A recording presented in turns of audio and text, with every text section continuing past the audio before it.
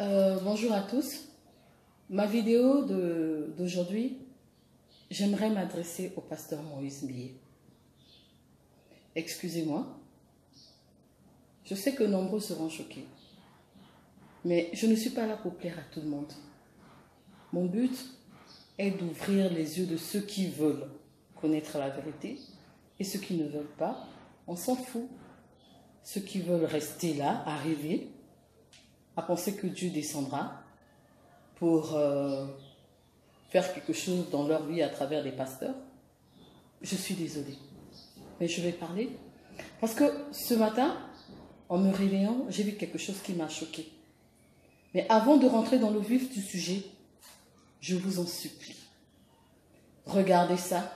Moi, il me restait le mariage religieux. Moi, il me restait le mariage religieux. Par la grâce de Dieu, j'avais rencontré une dame. À l'époque, on pouvait dire demoiselle. Une bonne personne. Une très belle personne.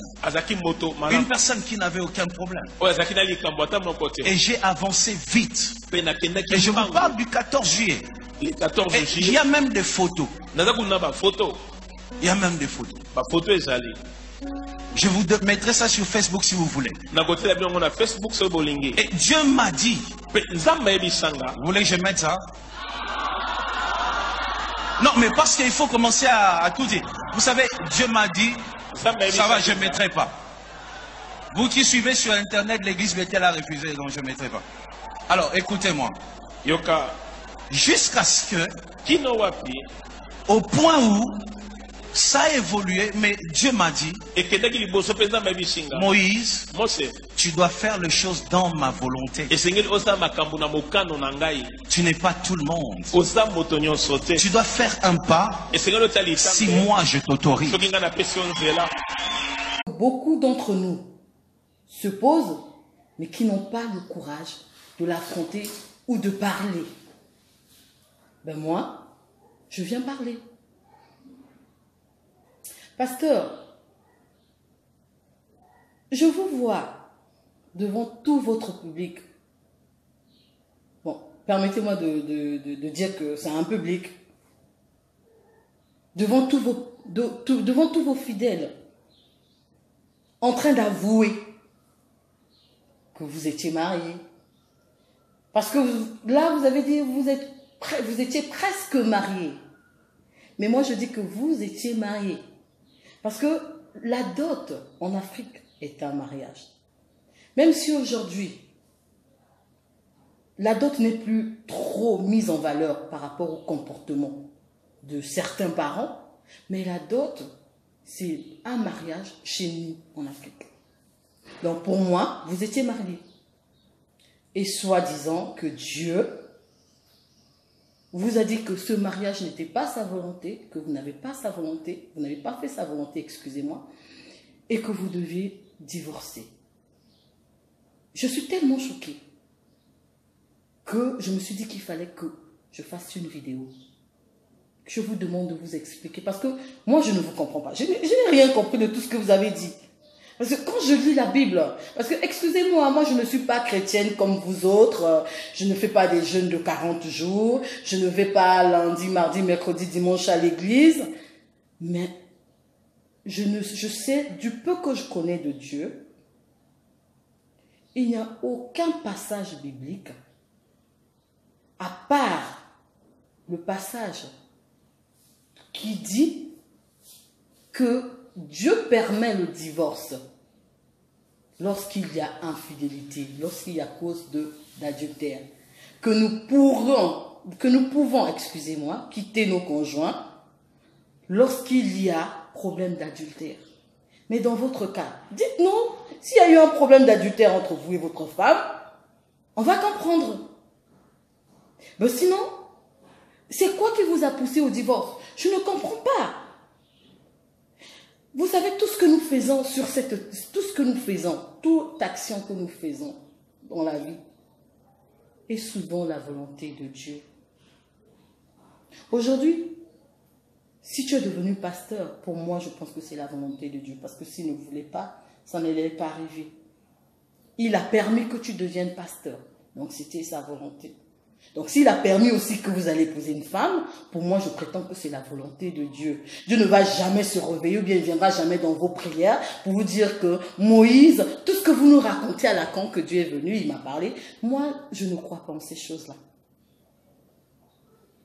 Dieu ne viendra pas vous dire, non Moïse, écoute mon fils, mademoiselle Intel, c'est la femme de ta vie. C'est faux. Depuis que Dieu a donné à Ève à Adam, et que Adam a dit à Dieu, c'est la femme que vous m'avez donnée, qui m'a fait manger la pomme, Dieu ne donne plus une femme à quelqu'un. Tu te choisis une femme et tu demandes à Dieu de t'accompagner dans ton choix. Donc, si tu as choisi cette dame, et aujourd'hui, et j'ai bien écouté, vous dites-tu bien d'elle, c'est une femme serviable, elle est gentille, elle est bonne, elle est très polie, vous avez raconté beaucoup de bonnes choses. Mais je ne vois pas, qu'est-ce qui pousserait Dieu à vous dire, non mon fils, sépare-toi de cette femme. Pasteur, excusez-moi. Tout ce que je vous demande, faites une vidéo ou faites un interview. Venez vous asseoir avec des versets bibliques à l'appui et démontrez-nous exactement que Dieu vous a parlé et vous a demandé que vous avez raison. Moi, je pense que lorsqu'on a fait, on est tous humains. Excusez-moi, je ne m'en prends pas au pasteur Moïse Ndiaye. Je m'en prends à sa façon de faire les choses. Je n'ai pas apprécié du tout. Moi, je pense que lorsqu'on a fait quelque chose de mal, quand on est en tort, c'est mieux de garder le silence. C'est mieux de rester tranquille, de ne rien dire et de laisser couler. Mais le fait de venir te défendre alors que tu sais que ce que tu racontes est fausse, mais franchement, moi, ça me dépasse. Ça me dépasse. Donc, vous voulez tromper qui? Vous voulez nous tromper ou vous voulez tromper Dieu? Mais il y a une chose que vous devez savoir. Ça, ce n'est pas seulement pour le pasteur Moïse, mais c'est pour tous ceux qui verront cette vidéo. Dieu n'est pas notre ami. Vous savez, il y a une chose que nous devons savoir. Dieu, ce n'est pas notre ami. Il n'est pas notre camarade. Ce n'est pas quelqu'un avec qui nous pouvons jouer. Donc, tu fais tes bêtises là-bas, au sein du Cameroun, tu viens, oh Dieu. Non, non, non, non, non, non, non, arrêtons avec ça. Au fait, les gens qui se comportent comme ça, moi je me dis, ils ne connaissent pas Dieu, ils ne connaissent pas la valeur de Dieu. Dieu, c'est quelqu'un que nous devons craindre. Avant même de citer son nom dans nos bouches, là, nous devons avoir peur. Parce qu'il n'est pas notre ami.